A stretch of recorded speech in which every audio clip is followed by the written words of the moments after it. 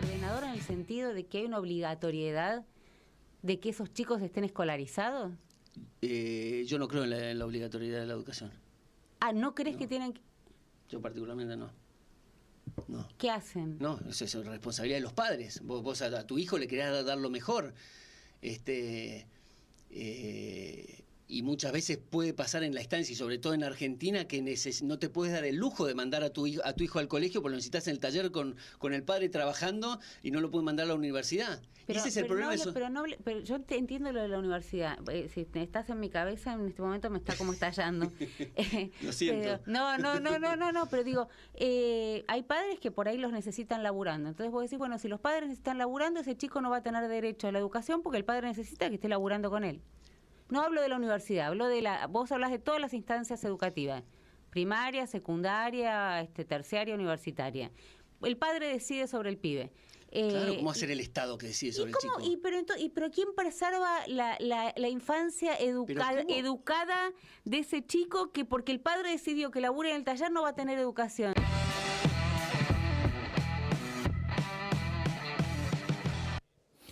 Hola, bienvenidos a Encuentro Informativo.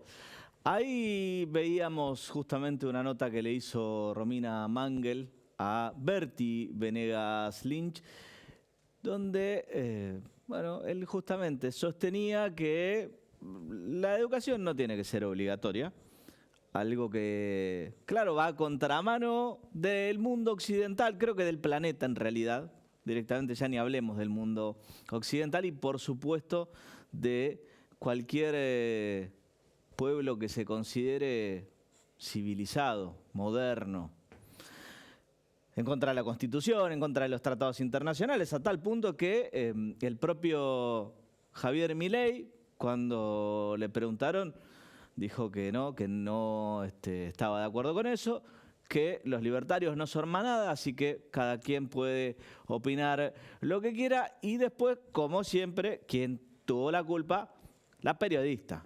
¿Sí? No fue el problema que Venegas Lynch considere que la educación no es necesaria y que en definitiva refleja el pensamiento del sector más cercano a Javier Milei, que no es ni más ni menos que la expresión del conservadurismo más duro de este país, que justamente piensa que el pobre tiene que quedarse pobre. No existe mayor rebelión contra la pobreza que la educación. Mientras tanto, estamos esperando conocer el dato de la inflación según el INDEC. De todos modos, ya se conoce el dato de la inflación de la ciudad, que fue del 13,2 en marzo. En general, a nivel nacional, da un valor bastante similar al de la ciudad, lo cual muestra que, esta desaceleración que nos venían contando hasta ahora no desacelera tanto y ahora encima se van a ver reflejadas para cuando sea la inflación de abril, se van a ver reflejados los distintos incrementos de tarifas y servicios, así que tampoco va a bajar. Y en algún momento nos vamos a dar cuenta que el gobierno de Milei va a empezar a promediar los 6 meses y la inflación todavía sigue siendo más alta que antes que asuma. O sea que esto me hace acordar a algún editorial que hice hace unos cuantos años en el gobierno anterior, porque como la inflación no baja, entonces nos la agarramos con con Belocopit, con Swiss Medical y las prepagas, que es cierto, incrementaron el 150%, lo cual obviamente no favorece para nada los índices de la inflación, castiga a la clase media, es cierto, pero ellos no le declararon la guerra. Hola, esto pasa cuando hay que aplicar la teoría a la realidad. Se llaman oligopolios y lo que hacen es cartelizarte los precios, los fijan entre 4 o 5, total, como se dice, entre 8 no se pisan el poncho, y como establecen los precios, listo, ahí tenemos todas las prepagas con un promedio de 150% de aumento en 4 meses, producto del famoso mega DNU que todavía está en debate en la bicameral y que no descarten que se termine cayendo en diputados. Cada vez parece más lejano porque en el medio se empieza a mezclar el debate de la nueva ley ómnibus, que ya es un mondi chiquitito, ¿sí? De los casi 600 artículos que tenía, son 270. De todas las empresas que se iban a privatizar, ahora quedan 18. De esas 18 hay algunas que se privatizarían, ¿sí? Como es el caso de Aerolíneas, como es el caso de Enarsa, de todo lo que tiene que ver con la radio y televisión pública. Y después hay otro tanto que ya tendrían participación estatal mayoritaria, que era una de las cosas que discutían, por ejemplo, en lo que tiene que ver con la minería, con YCF, yacimientos carboníferos fiscales. Todo eso, bueno, empieza a tener otro color. La reforma laboral ya no es tan fuerte como lo que se proponía. Bueno, en fin, varias cosas se van suavizando. Sigue en discusión la coparticipación, sigue en discusión cuál va a ser el impuesto a las ganancias, que en principio sería de 1.800.000 para los solteros y 2.300.000 para los que sean casados con hijos. Pero está todo en una nebulosa. El estilo del gobierno sigue siendo fustigar a todo el que piense distinto. Esto claramente en las negociaciones anteriores no les dio buen resultado. Veremos qué es lo que sucede cuando empiece a debatirse, porque hasta ahora bajamos los decibeles porque esto está a nivel proyecto. Vamos a ver qué es lo que pasa, porque el estilo es es la demonización de todo el que piense distinto, del que no acate lo que el gobierno disponga, porque las prepagas tienen libertad de mercado para fijar los precios, pero después los salen a crucificar en la opinión pública. Bueno, era más fácil por ahí mantener esa parte del mercado regulado, ya que justamente, como es un oligopolio, no tenés un mercado perfecto, no existe la competencia, entonces la única forma es que el Estado regule. Veremos si después no hay algún tipo de intervención, por lo menos en esta materia. Y ahora, retomando lo que decía recién, esto me hace acordar al gobierno de Alberto Fernández cuando se le hacía la guerra a la inflación por Twitter. Hoy es lo mismo. A la inflación le están haciendo la guerra por X. Vemos qué resultado les da. Mi nombre es Juan Pablo Godoy Vélez y así comienza Encuentro Informativo.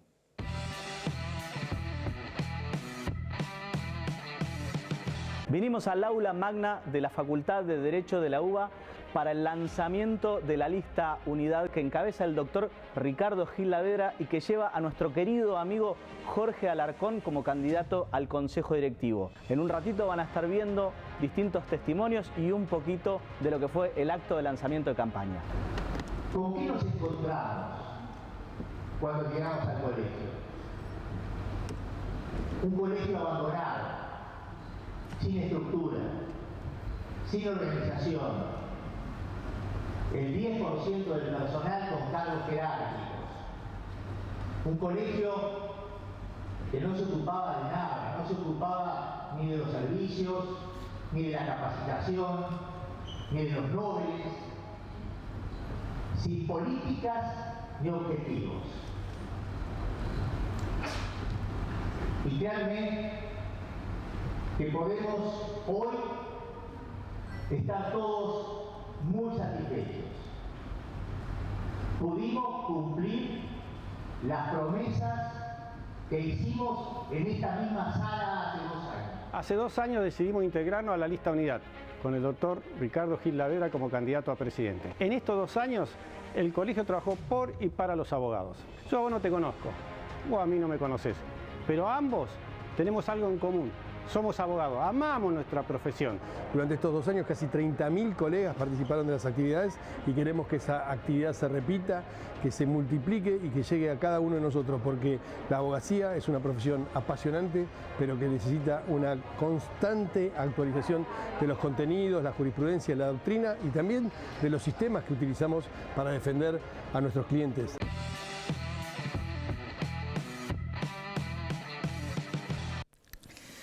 El próximo martes 16 de abril tenemos elecciones en el Colegio de Abogados de la Capital Federal. ¿Por qué son importantes estas elecciones? Se preguntarán. ¿Por qué importan no solo a los abogados, sino a toda la sociedad? Bueno, porque primero el Colegio de Abogados es un organismo con, digamos, opinión y que sirve como sector, si se quiere, de presión sobre las decisiones del gobierno.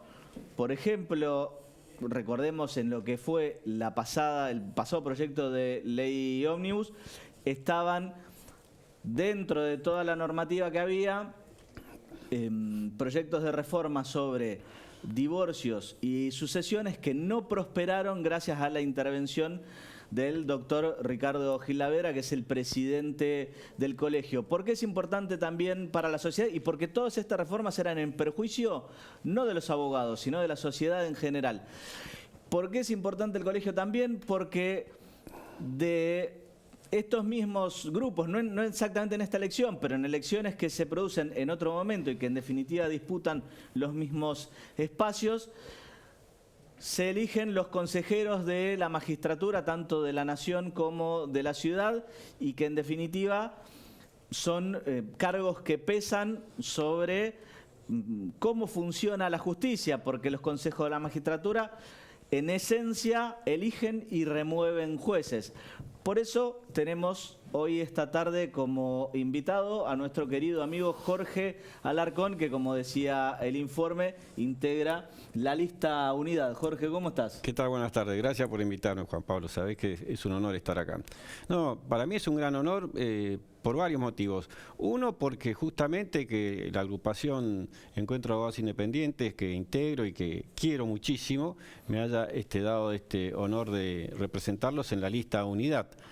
Pero sobre todo, yo quiero decirles a los colegas, acá hay 2 alternativas bien claras, bien precisas. Yo le voy a empezar por lo bueno.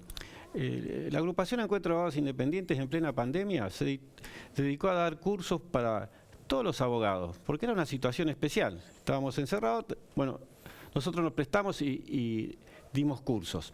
Después pasaba el tiempo y ya no podíamos parar la olla, no teníamos un peso. Entonces se decidió hacer una marcha para pedir trabajar por el teletrabajo. Y es así que la hicimos, con gran cantidad de abogados que nos acompañaron. Decidimos también...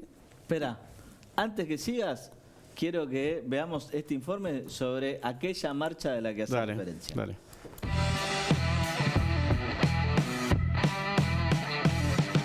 Los abogados quieren trabajar, estaban batiendo palmas y pidiendo justicia. Abogados independientes protestan en tribunales. La realidad es que son muchos los rubros que están obviamente pidiendo poder empezar a trabajar. Acabo el reclamo, como vos lo decías, por parte de abogados independientes, muchos de ellos autoconvocados.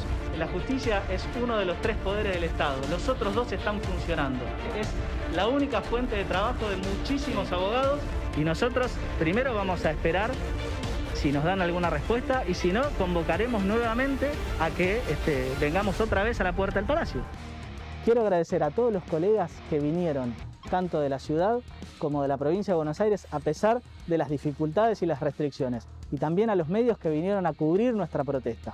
Si la feria judicial se sigue prorrogando, entonces nos van a ver acá otra vez en la puerta del Palacio de Tribunales.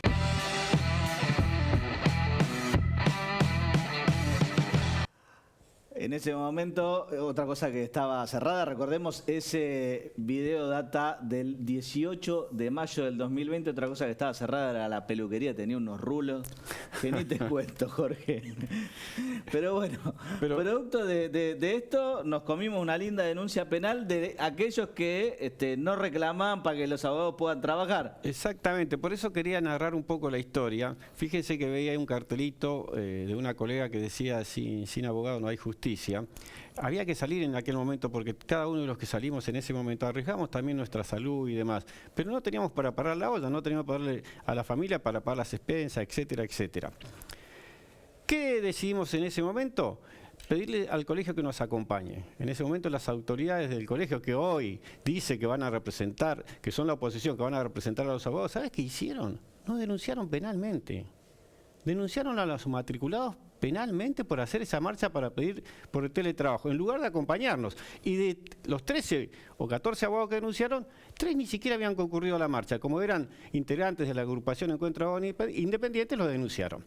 Una barbaridad. El colegio cerrado, suspendieron la matrícula de muchísimos abogados que es cierto, tenían deuda. Claro que sí, pero en ese momento todo el mundo que hacía trataba de darle una mano. 4.000, ¿no? ¿Puede ser? 4.000 matrículas. No, dicen que mucho más, pero ¿sabés qué pasa, Mario? En ese momento, la sociedad entera que hacía trataba de ayudar, no de cerrarle las puertas. Y si el colega quería pagar, iba al colegio y se encontraba con las puertas cerradas.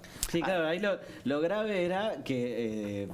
justamente, el colegio estaba cerrado, no habían habilitado ninguna vía digamos, de pago electrónica, telefónica, nada, estaba totalmente cerrado, vos no tenías forma de pagar, pero además, eso sí, te daban de baja.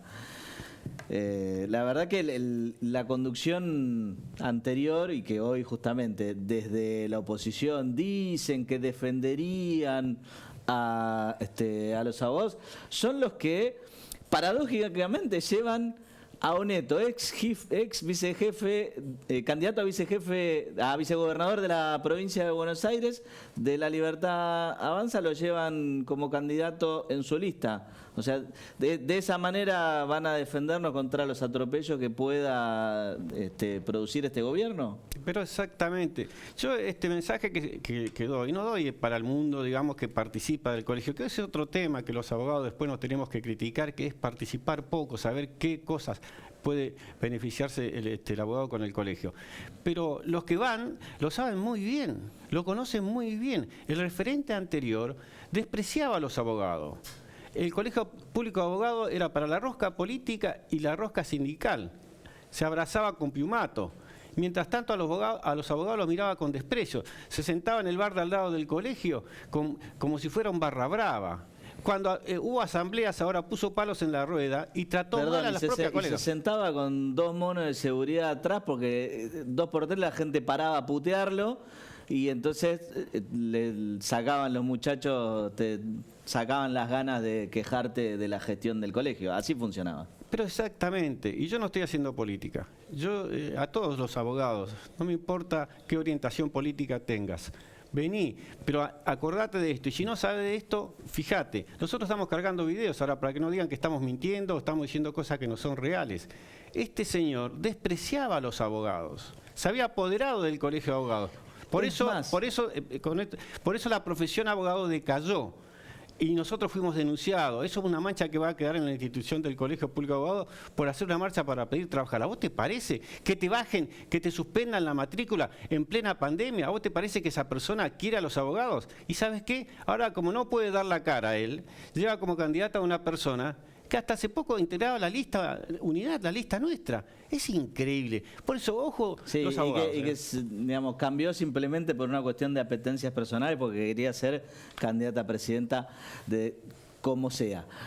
Ahora, recordemos que justamente en la pandemia una de las cosas por las cuales la justicia no funcionó durante casi 9 meses fue porque no estaba lista y no estaba en condiciones de trabajar de manera remota. Ahora, ¿qué es lo que hacía justamente Rizzo cuando era presidente del colegio? Se oponía a que la justicia avanzara y se oponía a la notificación electrónica en un momento en el que los juzgados, además, estaban en un estado calamitoso. Tengo acá otro informecito que te preparamos sobre cómo estaban los tribunales con el viejo formato papel. Mira.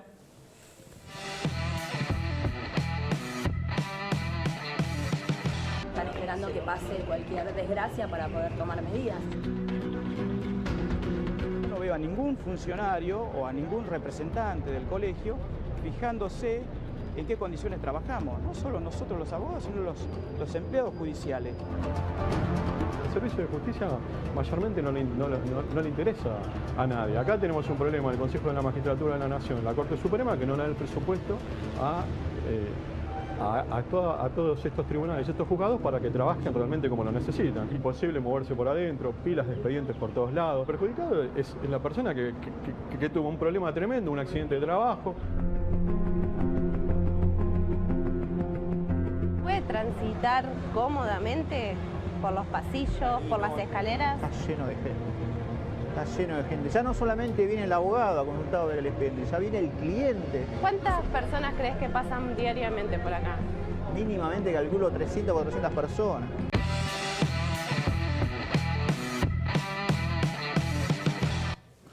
Apareció una cara conocida en ese informe al final, ¿eh? Exactamente. El doctor Mario Cariño, que ni te acordabas que estabas ahí. Sí, me acuerdo. La verdad que cualquier cantidad de personas, esos edificios no daban abasto, me recuerdo muy bien. No se podía ni caminar, ni transitar, y si algo pasaba, se quedaba el ascensor, arreglate. Sí, bueno, no es que esté mucho mejor el estado general de los edificios, la verdad que sigue siendo lamentable. Lo que pasa es que al transitar muchísima menos gente y al digitalizarse los expedientes, bueno, no tenemos los mismos problemas que había hasta hace unos años con los acuses de derrumbe, y obviamente al reducirse el tránsito de personas, bueno, no es tan grave la situación, aunque siguen estando en un estado calamitoso. Ahora, el colegio, esta es otra de las tantas cosas en las cuales reclamábamos. El colegio no hacía nada porque ni le importaba el ejercicio profesional. Pero exactamente, en aquel momento yo me recuerdo la angustia de, repito, de no parar la olla, y que dice, bueno, el colegio ahora pidió que puedan ir a los estudios a dos colegas. ¿Te quedaste trabado en la pandemia? Claro, sí, te digo por qué, porque fue un momento doloroso y mostró claramente la imagen, le digo a los colegas, mostró claramente la imagen, quién estaba preocupado por el abogado, quién salió a la calle a defender al abogado, quién dio curso a los abogados. El colegio no, una agrupación de abogados. Y del otro lado, ¿qué teníamos? Un colegio cerrado que se nos reía y que estaba tomando café con Piumato, con toda la gente que no tiene que ver con los abogados, y que para colmo nos desprecia, nos agrede. Entonces, en estas elecciones, vos tenés dos opciones. Tenés que mirar estos 2 años con la conducción del doctor Gilavera y la lista de unidad de varias agrupaciones, cómo el colegio se preocupó y trabajó por y para los abogados. Ahora, si querés votar a alguien que te desprecia, que cuando vos le vas a pedir una mano te da una denuncia penal, y tenés que votar a la oposición. Si querés que se respete la profesión. Yo quiero mi profesión. Yo la quiero de verdad, y te digo, no me importa tu orientación política, pero cuando vos vas al colegio de abogados, vas a tu casa, no importa qué político seas, no importa qué orientación tengas, defender, hermano, nuestra profesión. Este señor, si vuelve al colegio, va a volver a hacer lo mismo, no va a patotear, no va a tratar mal. Yo quiero un colegio profesional, para y por los abogados. Quiero que defiendan mi profesión. Y te repito, mirá estos 2 años y compará con lo otro. No te cabe la menor duda que tenés que votar la lista unidad. Mira, y ya que te quedaste trabado en la pandemia y en las discusiones que se daban en torno a toda la gente que suspendía, para vos tengo la chapa. Mirá.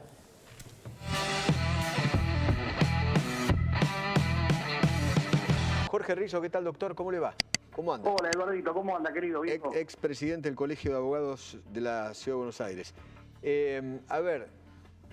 Sobre el tema de... Hay una preocupación de 26.000 abogados que dicen, bueno, me quieren sacar la matrícula, qué sé yo. ¿Qué explicación hay? ¿Hay alguna? A ver, Eduardo, se trata de una deuda que se extinguió el 30 de noviembre del año pasado.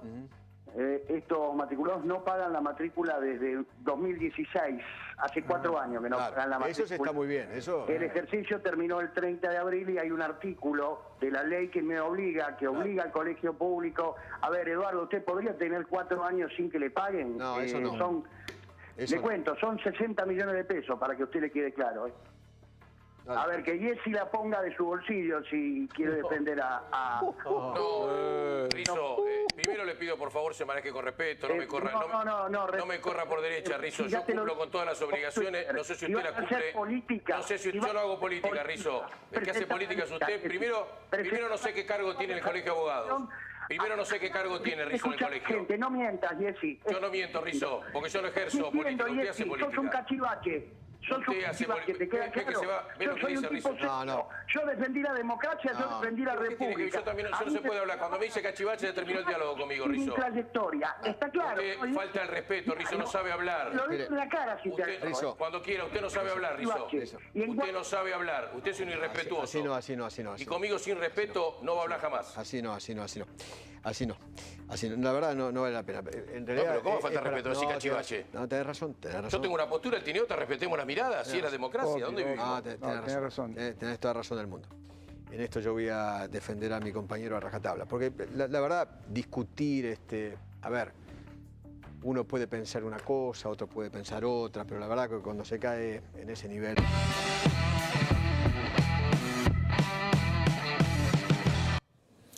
Y así terminó la buena relación de Rizzo y Feynman. Pero fíjate, acá... Ahora, un programa que se supone que era amigo, para que diera una explicación de por qué tomaba la decisión que tomaba y se pone a insultar a un panelista. Pero fíjate, qué bueno que pasaste esta parte, porque los colegas van a retroceder un poquito lo que dije antes. ¿Qué le dice Jessy? ¿Qué cargo usted tenía en el colegio? Claro, porque no tenía ningún cargo, era el dueño. Pero era el dueño del colegio, exactamente. Él hacía lo que quería con el colegio y se daba el lujo en plena pandemia, con el colegio cerrado, sin ninguna posibilidad de ponerte al día con la matrícula, de decir suspendo, a mí los abogados no me importan. Que claro, cuando Jessy le dice bien claro, cada uno puede decir lo que... No, este señor cuando estaba en el colegio vos no podías opinar en contra de él. Si estaba en la puerta te mandaba a los patoteros y terminaban peleando. Pero yo lo que más me preocupa, este señor para mí... no se lo puede votar, pero vos siempre decidís. Yo lo que quiero es que vos defiendas la profesión. Repito, 2 años que se trabajaron por y para los abogados. No faltan cosas por hacer, pero no retrocedas votando a esta persona que es un barra brava. ¿Vos escuchaste cómo le hablaba al periodista? Pero imagínate, al aire. Habla así en la tele, imagínate lo que puede ser sin cámara. Me gustaría que algún día alguien se anime a pasar lo que sucedió estos 2 años cuando había asamblea. ¿Cómo trataba este señor a las mujeres? A las colegas. Entonces, ¿qué estamos diciendo? ¿Queremos enaltecer la profesión o queremos que nos sigan viendo como los caranchos y demás? Porque este señor denigró la profesión. Denigró la profesión. Y yo la quiero defender. Si vos me das tu voto y yo llego al consejo directivo, me vas a encontrar en la puerta. No te voy a resolver todos los problemas, pero te voy a ayudar. Y jamás te voy a mirar con soberbia. Jamás te voy a tratar mal, porque somos abogados, hermano. Mira, me pongo loco porque es un tema que realmente me llega muy cerca. Bueno, y nosotros igual, para que bajes un poquito, tenemos que ir a un corte chiquitito, y enseguida volvemos.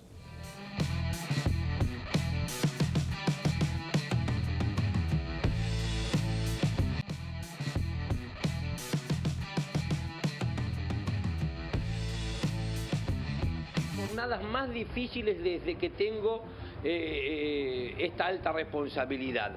Me tocó ver cómo los despedidos y las despedidas ingresaban abrazados llorando. Yo quiero decirle al presidente Milei que estas lágrimas que se derramaron hoy no van a ser en vano. No vamos a aceptar que nos digan que salimos a la calle a defender privilegios o a realizar defensas corporativas. Nosotros salimos a la calle a defender políticas públicas y por supuesto que lo hacemos con las herramientas más efectivas que tenemos, porque nos afectan un derecho constitucional como es la estabilidad, apelamos al ejercicio de otros derechos constitucionales como son la huelga, la manifestación y peticionar libremente a las autoridades. En principio, efectivamente el número final ronda los 15.000, las 15.000 personas o los 15.000 contratos que efectivamente no se han renovado. Digamos, venimos hablando de esto en reiteradas oportunidades, no hay mucho más para decir, que simplemente es parte del trabajo que estamos haciendo para achicar los gastos del Estado y personal que no es necesario, que no siga cobrando un ingreso del Estado que como digo yo siempre, y es bueno repetirlo por más que a ustedes les canse, del otro lado hay un contribuyente que lo paga, ¿no? Me mandaron una notificación, yo tengo 67 años, en vez de pedirme que me jubile y bancarme hasta que me salga la jubilación, me mandaron una notificación de que se termina el contrato y me quedo sin ningún ingreso hasta que me salga la jubilación. Estamos en estado de precariedad total.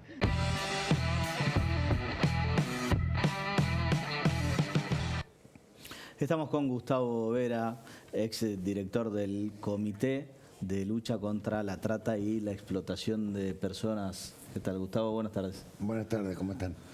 Bien. ¿Qué opinas de este achicamiento feroz del Estado?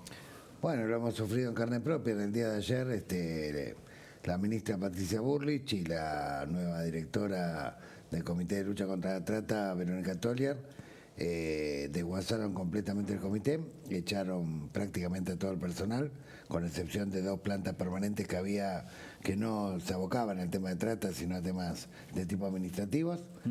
No fueron reemplazados por nadie. Estamos hablando de 40 personas que estaban distribuidas, una por provincia y una por sección de la provincia de Buenos Aires, y eran el corazón de la articulación entre las provincias, la nación y el Poder Judicial en cada situación de trata. Te cuento la función que cumplían. Hay 36 mesas interinstitucionales a lo largo y a lo ancho del país, e incluso en las fronteras. En esas mesas interinstitucionales participan organismos del Estado provincial que tienen competencia directa o indirecta en materia de prevención o lucha contra la trata o asistencia, y organismos del Estado nacional de similar misión. También participa el Poder Judicial, y quienes articulaban ese proceso era el punto focal de cada provincia con el delegado de cada provincia. Bien, además de estas mesas que tenían por objeto capacitación permanente, actividades de sensibilización, preparación de inspecciones donde presuntamente podía haber indicios de explotación laboral, búsqueda de personas.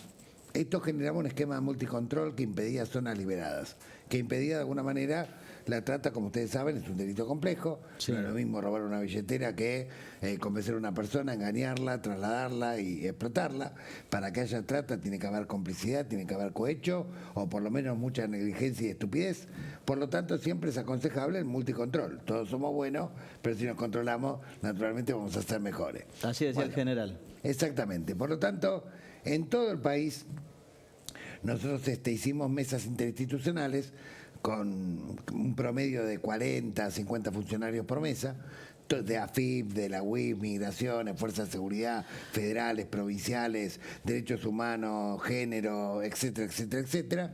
Y estas mesas cumplieron un rol significativo que se plasmó en 180 ordenanzas a lo largo y a lo ancho del país, ordenanzas vinculadas a cupo laboral para víctimas de trata, difusión de la línea 145, 4 leyes provinciales de inclusión laboral, en Catamarca, en Chaco, en Salta y en Tierra del Fuego, 9 en estado parlamentario, el rescate de 5.200 víctimas entre el 2020 y fines del 2023, de las cuales hoy esta gestión que terminó, somos los únicos que podemos explicar qué pasó el día después. Porque ustedes saben que en materia de trata siempre te cuentan cuántas víctimas se rescatan, nunca te cuentan qué pasó después. Yo te puedo decir que el día después, 3.200 recibieron el programa Acompañar, 330 Potenciar, 50 ayuda económica, 200 se incorporaron a un programa de inclusión y capacitación laboral del Ministerio de Trabajo, que es un programa que dura un año, se le paga un salario y se lo capacita en oficio. Sí. Más de 250 tuvieron patrocinio jurídico, más de 300 tuvieron acompañamiento terapéutico con la Dirección de Salud Mental en coordinación con los institutos de salud mental en las provincias, y algo inédito en el mundo: acceso a la vivienda para víctimas de trata. Se entregaron viviendas a víctimas de trata en Formosa, en Misiones, en Santiago del Estero, en Catamarca, y había un plan para universalizar de alguna manera esa política. Durante 4 años consecutivos, la Argentina estuvo reconocida en la máxima categoría internacional en materia de trata. No sé si ustedes saben, pero a fin de año 188 países tienen que rendir examen ante la Oficina de Monitoreo del Departamento de Estado. Esto lo valida la ONU y te ponen 4 categorías: 1, 2, 3 y 4. Si estás en la 1 y en la 2, más o menos es una situación aceptable. Si estás en la 3 o en la 4, directamente te suspenden automáticamente todo acceso a crédito internacional. Es decir, que ningún organismo multilateral te presta un mango, sea el BID, el Banco Mundial, sea el Fondo Monetario, sea quien fuere, el CAF, lo que fuere. Por lo tanto, todos los países hacen esfuerzos para tratar de... no llegar al 2 por lo menos. Bueno, la Argentina muchos años estuvo en el 2, algunos poquitos años en el 1. La Argentina estuvo los 4 años consecutivos en la máxima categoría. Sí. O sea, estuvo entre 28 países de sobre 188 que más se destacaban en materia de lucha contra la trata, que más políticas públicas creaban, que más prevención hacían, que más persecución hacían, porque además creamos la División contra el Trabajo Ilegal de la FIP para seguir la trazabilidad tributaria. Logramos que en el protocolo de articulación formalizado, tanto la UIF como la UIF, que investiga lavado de activos, como la FIP, que investiga delitos tributarios, puedan ser querellantes por el Estado para seguir la ruta del dinero. El SENASA colaboraba mucho, porque cuando había explotación en el ámbito rural y los explotadores se disfrazaban de cooperativas trucha o sociedades anónimas como muñeca rusa que no encontrabas el final, el SENASA te decía exactamente cuál era el ADN, quién era el que contaba los billetes realmente, para poder visibilizarlo, imputarlo y llevarlo a juicio. Después, todo esto que vos contás esto lo hacían 40 delegados que, escuchen, 40 delegados, de los cuales había por lo menos unos 10 que eran monotributistas, unos 30 que eran planta transitoria, cuyo salario oscila entre los 300.000 y 600.000 pesos. O sea, personas que trabajaban 24/7. O sea, vos los feriados, los domingos, los sábados, si te caía una denuncia de que había desaparecido una persona o te invitaba, tenías que participar en una inspección con Guatre, o por oficio judicial participabas de un allanamiento. Hay allanamientos que empezaban a las 6 de la mañana y terminaban a las 2 de la madrugada. ¿Vos te pensás que alguien les reconocía horas extras o alguna adicional? Nada. ¿Sí? Lo hacían de puro corazón. Lo hacían con una pasión enorme, que dudo que se vuelva a repetir, digamos, o vuelvan a encontrar un equipo humano de semejante calibre, porque ese equipo humano no era solamente proveniente de la Alameda, que estaba especializada en lucha contra la trata, también de la Red Causay, que proviene de la Iglesia, que hace muchos años que lucha contra la trata, gente que venía del ámbito sindical, que conocía muy bien el tema de la trata laboral, ¿sí? Profesionales, es decir, había un equipo humano de características brillantes. Liderábamos, éramos presidentes pro tempore de una plataforma que armamos con 12 países de Sudamérica. Esa plataforma tenía 3 objetivos bien concretitos, que no era ni viajar a hoteles 5 estrellas ni sacarse fotos con las cataratas de fondo, sino que era tener los teléfonos rojos de todos los directores antitrata por si había una situación de emergencia, promover investigaciones judiciales conjuntas, porque la trata a veces es un delito que abarca, a veces no, generalmente abarca 2 o más países, y por otro lado, tratar de generar mesas interinstitucionales en la frontera. Por ejemplo, nosotros tenemos una mesa en la Triple Frontera, donde participan funcionarios de Fox Iguazú, de Puerto Iguazú, de Ciudad del Este y representantes del gobierno de Paraguay y de Argentina. Lo mismo ocurre en la frontera seca de Concordia, Asunción, Clorinda, Nanagua, ¿sí? Las Lomitas, que es, perdón, no es Concordia, Clorinda, Las Lomitas, Asunción, Nanagua, que son 900 kilómetros de frontera seca entre Formosa y Paraguay. Lo mismo en Orán, Bermejo, Aguas Blancas, frontera norte de Salta. Lo mismo en La Quiaca, Villazón. situación y ahora habíamos hecho un plan y un acuerdo con el gobierno de Chile para avanzar por lo menos en los 25 puntos fronterizos más picantes, donde la idea es juntar a los operadores que estaban de un lado y del otro de la frontera y tratar de establecer protocolos y modos de accionar conjunto.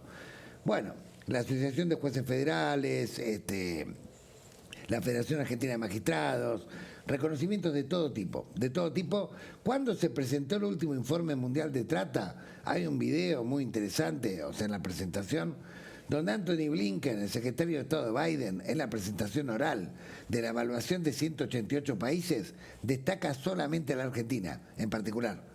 La destaca por su profundo trabajo federal, atendiendo las temáticas y las particularidades de cada región, que son diferentes, cómo se manifiesta el delito es muy diferente en cada región, y atendiendo también el tema de la entrega de viviendas para víctimas de trata, porque nosotros siempre le decíamos a los organismos internacionales que las víctimas no viven en un refugio, sumado al hecho de que acá los refugios que quedan, el único refugio nacional que hay en este momento no tiene gas, no tiene agua, han despedido gente, tiene 10 víctimas en un estado de precariedad total, los refugios que se comprometió a construir la Argentina, que teníamos los lugares en Catamarca, en Misiones y en Capital, quedaron totalmente paralizados.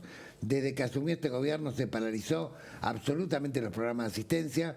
A la fecha se han rescatado 342 personas que quedaron abandonadas a su propia suerte. Por ejemplo, anoche estaban durmiendo en una plaza 12 personas que fueron rescatadas de la explotación laboral. Le llegaron oficios, si no fuera por el oficio judicial, claramente ni actuaba las autoridades para tratar de conseguirle algún lugar donde pernoctar, y el día después no sabemos qué. O sea, volvimos a la época de las cavernas, ¿sí? Fíjate que desguazaron este comité con estos delegados que hicieron todo esto que acabo de narrar, y mucho más todavía. Lo desguazaron y ahora el comité quedó con una figura formal de una persona que viene de México, que ni siquiera conoce la ley de trata, bueno, conoce generalidades sobre la trata, pero tiene menos territorio que Venecia, digo, para decirlo, para que lo entienda el público claramente de qué estamos hablando. Sí. Y lo que hay detrás es una fuerza de seguridad. O sea, en realidad volvimos a la época de las cavernas, a la época en que el monopolio de la lucha contra la trata lo tiene la policía y la gendarmería. Ya sabes el resultado. Claro. ¿Sí? Llegamos a la época, como cuando nos conocimos, que vos eras estudiante, en que las denuncias más importantes que llegaban anónimas a la Alameda era de una fuerza contra otra fuerza porque le habían quitado la caja. Sí. Por ejemplo, yo recuerdo un intendente de Lanús que estuvo muchísimos años en Lanús, cuando murió. Obviamente él tenía una regulación bonapartista de un montón de ilícitos, cajas, negocios del juego, prostíbulo, etcétera, y empezó una guerra entre las fuerzas para ver quién se quedaba con las cajas. Y bueno, como una fuerza desplazó a la otra, entonces la otra mandó con lujo de detalle 72 prostíbulos. Nosotros radicamos la denuncia y eran exactos. Todos los datos que nos dieron eran exactos. Obviamente no era un vecino anónimo que se tomó, hizo acopio, está claro. Entonces, lo que va a ocurrir ahora en materia de trata es lo que ocurre en materia de narcotráfico, y es un peligro total.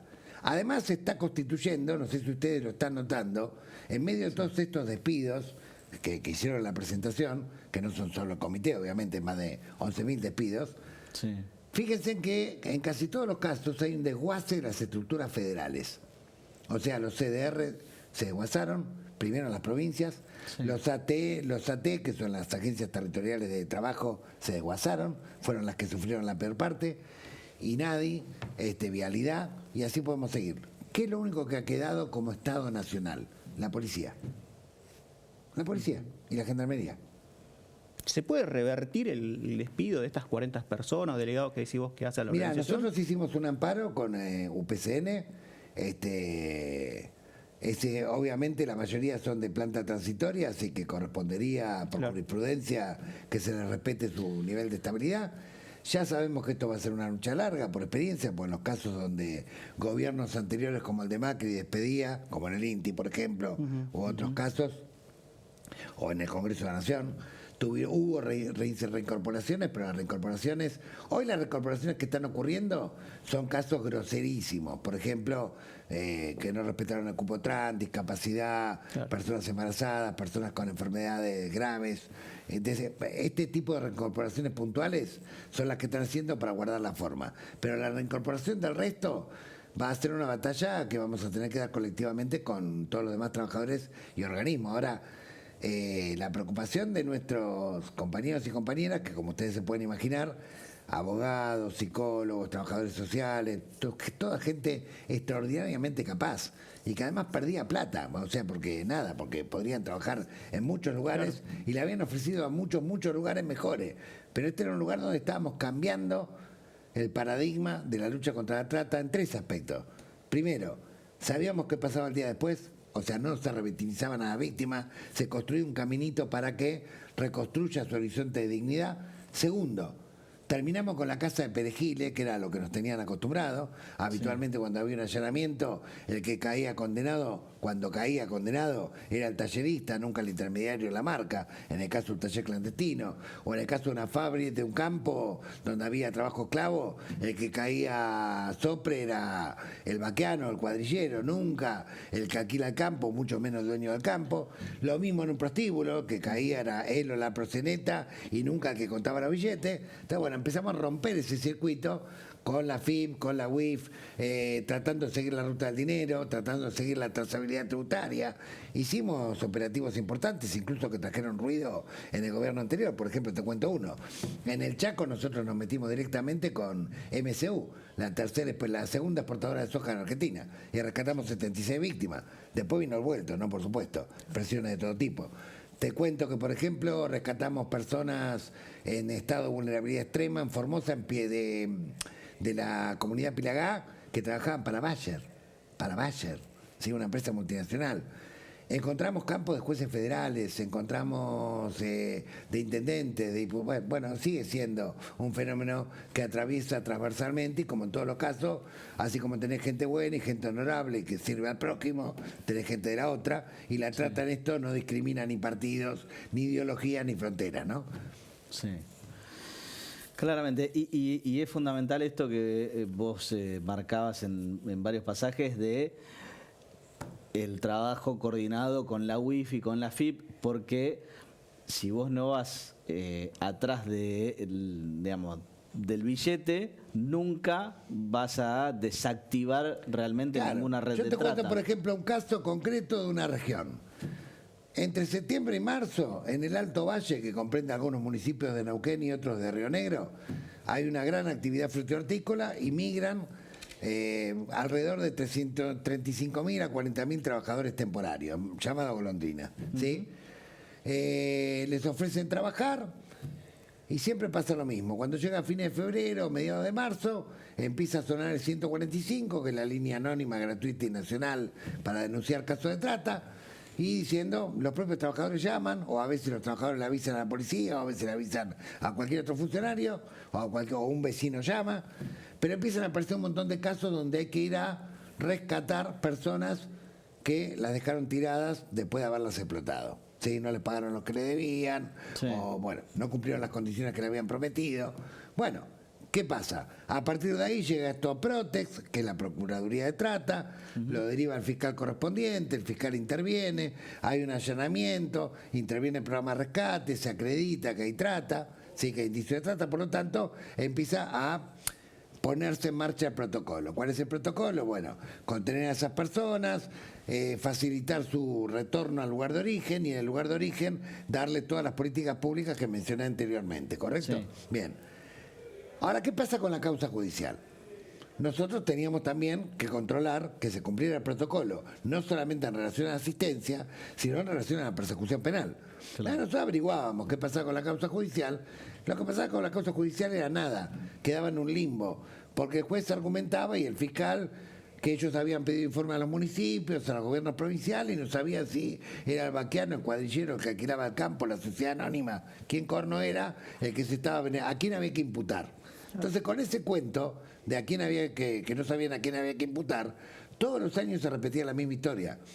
O sea, la misma empresa, las mismas 27 empresas, traían 35.000 personas, las explotaban, hasta les pasaban el número, llamar 146, y el Estado lo que hacía era completar la fase final, que era llevarlos a su casa, pagarles el viaje y darles su asistencia, que está muy bien y hay que hacerlo, pero también tiene que haber justicia. Claro, bien. Y obviamente eso no existía. ¿Cómo se rompió ese circuito? Se rompió con SENASA, se rompió con AFIP, ¿sí? Traza ADN, ¿sí? O sea, viste que en el SENASA tenés que informar qué es lo que vas a producir, a cuánto. Bueno, por el volumen podés calcular la cantidad de trabajadores, por el volumen, más los convenios y otra serie de factores. Podés armar una matriz de riesgo.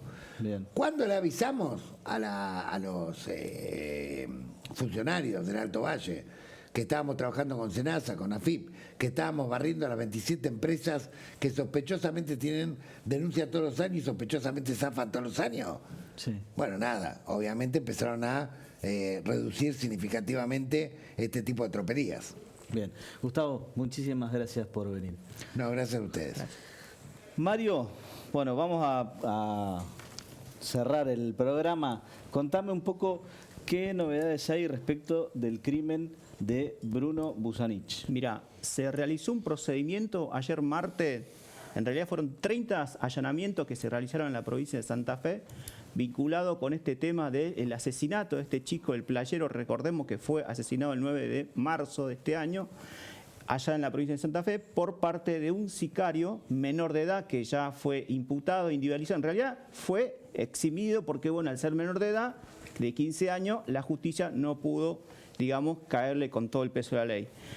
Pero en este último allanamiento que se produjo ayer martes, se detuvieron a 6 personas. Y dentro de estas 6 personas, 3 menores de edad. Sí. ¿Sí? La policía lo que quiere hacer junto con la fiscalía es tratar de imputar a todas estas personas la responsabilidad de estos 4 hechos que son los más relevantes en la provincia de Santa Fe y que tienen que ver con la persecución del Estado, tanto provincial y nacional, en la lucha contra el narcotráfico. Estamos hablando de los asesinatos de los 2 taxistas, el colectivero y del chico Bruno. Sí. Ahora, ¿qué diremos no? Porque son todos menores, pero hicieron un desastre. Hicieron un desastre, hay que ser coherente porque realmente con la nueva ley que seguramente está en tratativa, se está vislumbrando la posibilidad de bajar la edad de imputabilidad. ¿Sí? Este menor que fue detenido fue puesto a disposición de la justicia, pero con sus 15 años, ¿sí? Lamentablemente hay que decirlo, la justicia, en este caso de menores, tuvo que eximirlo de responsabilidad. ¿Sí? Sí. Gustavo, ¿querés decir algo respecto del tema de Rosario? Sí, claro. En Rosario, primero no se puede analizar la situación de Rosario sin conectarla con la hidrovía. Lo que viene y lo que va. Importante dato. Exactamente. Cuando viene marihuana transgénica y se contrabandean grano, cosa que sabe absolutamente todo el mundo y todos los funcionarios que no lo quieran decir, es otra cosa. Naturalmente derrama eso en los puertos de San Lorenzo y esto genera todo tipo de complicidades. Cuando tenés una ley de financiamiento de campañas gris que te pone un tope de dinero del Estado que no te alcanza ni para una semana de campaña y un tope privado que no te alcanza ni para 3 días. Y la que no se ve. Naturalmente es una invitación a que te financie la campaña a través de la corrupción y ahí el narcotráfico es una fiesta, obviamente. Entonces, ¿qué pasó? No te puedes hacer el Bukele si estás sucio. No te puedes hacer el Bukele. Entonces, algunos se quisieron hacer los Bukele y bueno, después tuvieron un vuelto, obviamente. Y ese vuelto lo tuvieron como diciendo... muchachos, a ver, ¿quieren que empecemos a hablar? ¿A cuántos diputados? ¿A cuántos senadores? ¿A cuántos intendentes? E incluso a niveles de gobernación. No estoy hablando de este gobierno, no lo conozco, el gobierno actual de Santa Fe, pero lo que quiero decir es que esto se conoce en Santa Fe, lo conoce también Vox Populi. Sí. Que no quieren decirlo. Es lo mismo que, es lo mismo que la frontera norte. Vos te vas hoy, y les propongo, si lo quieren hacer en este canal o no, cualquier otro programa de investigación donde ustedes como trabajadores de prensa lo quieran hacer. Si vos caes en este momento, a cualquier hora, en la frontera Aguas Blancas, Bermejo, encontrás 50.000 pasos clandestinos a la luz del día que pasan lo que se te ocurra. Si vos vas por Orán, encontrás 100 galpones clandestinos. Y si mirás un poquito más, en alguna localidad cercana te encontrás una pista de aterrizaje. Y si empezás a ver los personajes que están escalando, llegan muy, muy arriba. Entonces digo, ¿vamos a hablar sinceramente de narcotráfico o vamos a seguir hablando, como siempre, de hechos que generan rating y que, bueno, la gente ya está cansada? Cuando revientan el búnker y después sigue todo igual. Nos tenemos que ir. Muchas gracias, Gustavo. Muchas gracias, Mario. Nos vemos la semana que viene con mucho más Encuentro Informativo.